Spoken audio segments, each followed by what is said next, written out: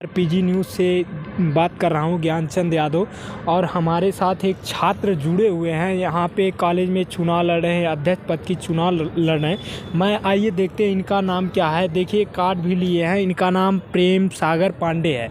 और मैं इनसे जानने का यही प्रयास करूँगा कि अगर ये चुनकर आते हैं तो इनका संकल्प पत्र कुछ होगा, तो यही जानने का प्रयास करूँगा तो इनका क्या संकल्प पत्र है कॉलेज के लिए। देखिए, मेरा नाम प्रेम सागर पांडे है और मैं यहाँ पे HRPG कॉलेज से अध्यक्ष पद के लिए चुनाव लड़ रहा हूँ। देखिए, हर इंसान जो यहाँ पे चुनाव लड़ता है उसका कोई ना कोई मोटिव होता है। तो हमारा भी मोटिव है। देखिए, जैसे कि पिछले कई वर्षों से चुनाव होता रहा है और प्रत्याशी भी यहाँ से जीतते हैं। हर एक पद पे हर एक प्रत्याशी जीतता है, लेकिन क्या होता है, प्रत्याशी जीतने के बाद केवल अपना शो ऑफ करने में ज़्यादा व्यस्त हो जाते हैं और उनको कॉलेज से कोई मतलब नहीं रहता। कुछ लोग अपना चुनाव जीत करके किसी नेता का साथ पकड़ लेते हैं और उनका पैरवी करने लगते हैं हमेशा, और कॉलेज में उनका कोई दर्शन भी नहीं होता और ना ही कॉलेज के भलाई के लिए कुछ कार्य भी करते। चाहे कोई भी समस्या आप देख लीजिए, जैसे क्या है, हम लोग यहाँ पे 5वां वर्ष हमारा MA फाइनल में हूँ, प्राचीन इतिहास से MA फाइनल कर रहा हूँ मैं।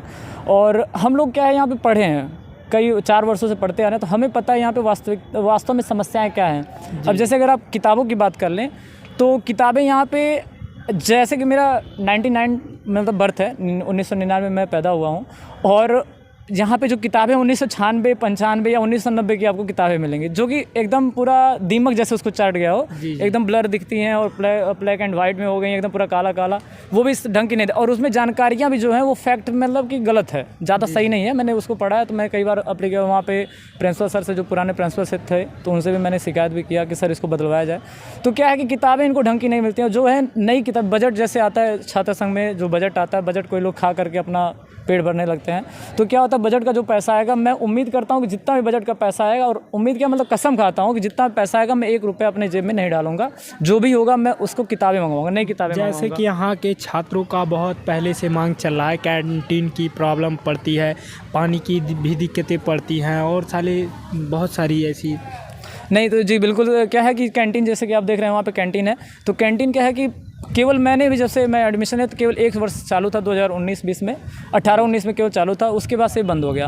तो मैं तब से ही आग्रह करता रहा हूँ कि जो भी अध्यक्ष रहे हैं, मैं नाम नहीं बताऊँगा कौन कौन अध्यक्ष यहाँ से रहा है, उनसे भी मैं आग्रह किया हूँ कि भाई आप लोग छात्र वो कैंटीन चालू क्यों नहीं करवाते हैं। बच्चों को बाहर जाना पड़ता है कॉलेज से, और रोड पर हाईवे है तो वहाँ पर खतरा भी रहता है। तो मैं पूरा प्रयास करूँगा, पूरा प्रयास नहीं, 100% मैं श्योरिटी देता हूँ आपको कि मैं कैंटीन चालू करवाने का दावा करता हूँ। कैंटीन चालू करवाऊँगा ताकि बच्चों को बाहर ना जाना पड़े। और पानी की जैसे व्यवस्था रह गई, तो पानी की व्यवस्था भी ढंग की नहीं है, क्योंकि कई व्यवस्थाएं तो कई जगह हैं, लेकिन वहाँ पे मॉनिटर सही से हो नहीं पा रहा हो। ठीक है, वहाँ पे संचालन उसका सही से नहीं किया जा रहा है, या तो उसमें फ्रीजर ख़राब है उसका, या तो उसका जो प्योरीफायर है वो ख़राब है। तो मैं इसको बदलवाने का पूरा प्रयास करूँगा। प्रयास जहाँ जहाँ बोल रहा हूँ मैं 100% जान लीजिए उसको मैं पूरा करवाऊंगा, क्योंकि प्रयास करना हमारा काम नहीं है। प्रयास तो जो पहले के जो छात्र संघ अध्यक्ष या वगैरह वगैरह रह चुके हैं उनका प्रयास था, उन्होंने अब तक कुछ करवाया नहीं। तो प्रयास नहीं किया, पूरा संपूर्ण वो करेंगे। ऐसी कोई व्यवस्था तो हमको भी दिखाई नहीं पड़ती है। और जैसे आप देख रहे हैं सफाई का देख लीजिए, सफाई का भी मतलब यहाँ पे किसी नेता नीति को कोई मतलब नहीं है, ना ही कॉलेज के प्रशासन से ज़्यादा मतलब है। बस कॉलेज चालू हो जाता है, उसके बाद से इनका क्या होता है, थोड़ा सा देखते हैं तो दवा वगैरह डलवा दिए।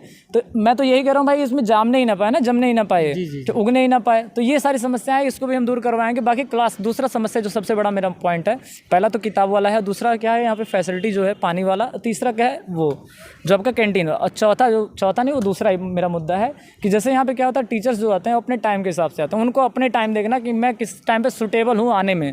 ठीक है, बच्चों से उनको कोई लेना देना। क्लास में आएंगे, कॉलेज में यही बहुत बड़ी मुद्दा तो है। कॉलेज में क्या होता है, हम लोग जैसे मैं खुद फेस किया हूँ, 12:15 से मेरा क्लास रहा है, 12:15 से लेकर के 4 बजे तक मैं क्लास किया हूँ। अब 9-10 बजे से क्लास जो चलना चाहिए वो हमारा 12:15 चलता है, और वो भी क्या होता है, टीचर सही टाइम पे आते नहीं क्लास में। तो ऐसे ही क्या होता है, हर एक क्लास में समस्या है कि टीचर्स आते हैं तो अपने क्लास में ऑफिस में बैठे रहेंगे, उनको क्लास लेने से मतलब, गवर्नमेंट उनको पैसा दे रही है लेकिन उनको मतलब नहीं है स्टूडेंट्स से। और स्टूडेंट्स भी क्या होता है कि जाते हैं मतलब कर नहीं पाता। और नेता लोग जो हमारे हैं उनको क्लास कभी जब जीवन में लिए रहे तब तो उनको पता रहे कि भाई वास्तव में क्लास चलता भी है या नहीं चलता है। तो ये सारी समस्याएं उसको मैं चलवाऊंगा, 100% इस क्लास को मैं टाइम पर चलवाऊंगा, चाहे मेरी जान रहे या ना रहे, लेकिन मैं टाइम पर ये काम जरूर करवाऊंगा, क्लास टाइम पर चले और टीचर्स क्लास में जरूर पहुँचे। क्योंकि बच्चा यहाँ पर एडमिशन लेता है शो ऑफ के लिए नहीं लेता है कि आना है जाना है, खाली बस चले जाना है। या आज हम नेतागिरी कर रहे हैं तो नेतागिरी नहीं कर रहे हैं, अब एक्चुअली क्या, हम टीचर भी रह चुके हैं, हम टीचर भी हैं और यहाँ पे स्टूडेंट भी हैं। तो क्या है कि हमें स्टूडेंट और टीचर दोनों के बीच के जो कम्बिनेशन है वो हमें पता है कि समस्याएं क्या हैं। और वास्तव में आपको पता है कि जो टीचर होता है एक समाज सुधारक होता है, वो डॉक्टर भी बनाता है, इंजीनियर भी बनाता है, सब बनाता है, और साथ ही साथ उसका ये भी कार्य है कि वो समाज को सुधारने का कार्य करे। इसलिए मैं टीचिंग करते हुए भी चाहता हूँ कि थोड़ा सा कॉलेज में, जब मैं यहाँ पे एडमिशन ले चुका हूँ, यहाँ पे पढ़ता हूँ, तो यहाँ पे कुछ सुधार किया जाए ताकि जो समस्याएं वो दूर हो सकें, क्योंकि हमें पता है, अच्छे तरीके से पता है कि समस्या वास्तव में है क्या। तो ये जो समस्याएं, इस सबको मैं दूर करने की पूरा प्रयास करूँगा, और प्रयास नहीं, पूरा बल्कि करवाऊँगा इसको। जैसे कि हमको लगता है जो पूर्व में छात्र संघ के अध्यक्ष रह चुके हैं या उपाध्यक्ष रह चुके हैं, उन्होंने ऐसी प्रयास नहीं किया कि कॉलेज मैं वही आपको बता रहे हैं हम कि जो भी यहाँ पे छात्र संघ अध्यक्ष अब तक रह चुके हैं, या फिर उपाध्यक्ष या महामंत्री या पुस्तकालय मंत्री, जो भी रहा है, तो मैं नाम तो किसी का नहीं लूँगा, लेकिन ये ज़रूर रहा है उनका कि खाली मतलब चुनाव जीत गया, चुनाव के पहले जो भी प्रयास करना है। देखिए, पहला तो यहाँ पे फैक्ट ये है कि जो बच्चे एडमिशन लेते हैं, जो नेता के टाइप के होते हैं, उनका पहला मोटिव यही होता है कि हमें चुनाव लड़ना है, बस 4 साल बस मौज करना है यहाँ पे कॉलेज में। इसीलिए आप देखे होंगे फेल भी बहुत ज़्यादा बच्चे हो जाते हैं। मैं फेलियर वालों को कई रीज़न है। तो एक रीज़न तो ये भी है कि कॉलेज में इतना नंबर ख़राब उठता है, कॉलेज की भी गलती है कि कॉलेज नंबर बहुत कम उठाता है, और जो बच्चे थोड़ा कमज़ोर टाइप के तो वो फेल हो जाते हैं। तो मैं ये नहीं कह रहा हूँ कि उनकी गलती सारी, गलती थोड़ी बहुत रहती है कि वो पढ़ते कम है, मतलब या पढ़ नहीं पाते, पूरा टाइम नहीं दे पाते हैं। लेकिन दूसरा सबसे बड़ा फैक्ट ये है कि किताबें भी यहाँ पे जो कॉपियाँ चेक होती हैं, वो भी काफ़ी कम नंबर पर चेक होती हैं, काफ़ी नंबर काट लिया था। तो मैं पूरा प्रयास करूँगा इससे कि प्राचार्य महोदय से भी और कुलपति जी से भी मैं निवेदन करूँगा, और इसके लिए मैं उनसे अपील भी करूँगा उस टाइम पे कि जो नंबर्स हैं वो थोड़ा कम काटे जाएँ, क्योंकि काटेंगे भाई, हमारे यहाँ नकल नहीं होता, सबको पूरे ज़िले में सबको पता है, हमारा महाविद्यालय ज़िले का सबसे अच्छा महाविद्यालय है, और यहाँ पे थोड़ा भी नकल नहीं होता है। तो भाई जब नकल भी नहीं होता तो नंबर क्यों काटा जाता है, मैं ये पूछना चाहता हूँ। जो नकल वाले विद्यालय महाविद्यालय हैं, उनका नंबर इतना हाईएस्ट जाता है, यहाँ पे इतना पढ़ के बच्चा मरने की कगार पे पहुँच जाता है, फिर भी उसका नंबर हाईएस्ट, जो टॉपर बच्चे उनका भी 65% से ज़्यादा नंबर नहीं आ पाता, 65 बहुत मैक्सिमम 70 पहुँचता है। जो बच्चे 80-90 लायक होते हैं उनका 70% आता है, और जो बच्चा 70 लायक होता है उसका 40-45 पे पहुँच जाता है। और सोचिए जो 40-45 या 50 के बीच में रहने वाले उनको फेल कर दिया जाता है। तो यहाँ पे ये कंडीशन है कि जिसको मैं पूरा प्रयास करूँगा कि ये सुधर जाए, क्योंकि ताकि अगर बच्चे का नंबर ही नहीं आएगा, या बच्चा पढ़ते पढ़ते थक जाएगा और नंबर कुछ नहीं पाएगा, तो घर वाले भी उसका एडमिशन यहाँ पे क्यों करवाना चाहेंगे, या फिर कोई भी गार्जियन अपना बच्चों का यहाँ पे एडमिशन नहीं करवाना चाहेगा। और एक पॉइंट और मेरे पास है, जैसे यहाँ पे जो क्लासेस चलती है, अब जैसी बात आप जान रहे हैं, यहाँ पे ग्रेजुएशन के बच्चे सब पढ़ते हैं, तो वो क्या होता है, उनके सामने एक अपने लक्ष्य का भी टारगेट होता है जीवन में कि उनको कुछ बनना होता है। तो मैं चाहता हूँ कि उस प्रकार की थोड़ी सी कक्षाएं इनको प्रोवाइड की जाए, ताकि कंपटीशन लेवल की जैसे कक्षाएं अगर प्रोवाइड की जाती हैं, तो वो क्या होगा कि एक अपना ध्येय बना लेंगे, लक्ष्य बना लेंगे कि हमें इस क्षेत्र में जाना है, ऐसे करना है। तो उस तरह की क्लासेस हम चलाने की प्रयास करेंगे। और एक्चुअली मैं टीचिंग भी करता हूँ, मैं इंग्लिश पढ़ाता हूँ, एक कोचिंग संस्थान है यहाँ पे खिलाबाद में, और बाकी मेरी खुद की भी संस्थान है, तो मैं उसमें टीचिंग करता हूँ और उसमें पढ़ाता हूँ। तो मैं चाहता हूँ कि यहाँ पे भी क्लासेस, उस प्रकार की कंपटीशन क्लासेस चलें, ताकि बच्चों को सुविधाएं मिल सकें।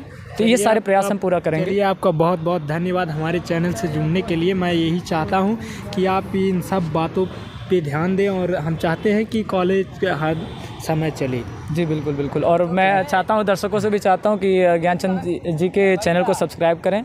ये हमारे मित्र भी हैं, और कॉलेज की वास्तविकता को दिखाने का भी बहुत अच्छा कार्य कर रहे हैं ये। तो मैं चाहता हूँ कि आप लोग इनके चैनल को भी सब्सक्राइब करें। और मेरा सबको नमस्कार, और आप मेरा भी साथ दें ताकि मैं चुनाव में विजयी रहूँ। नमस्कार।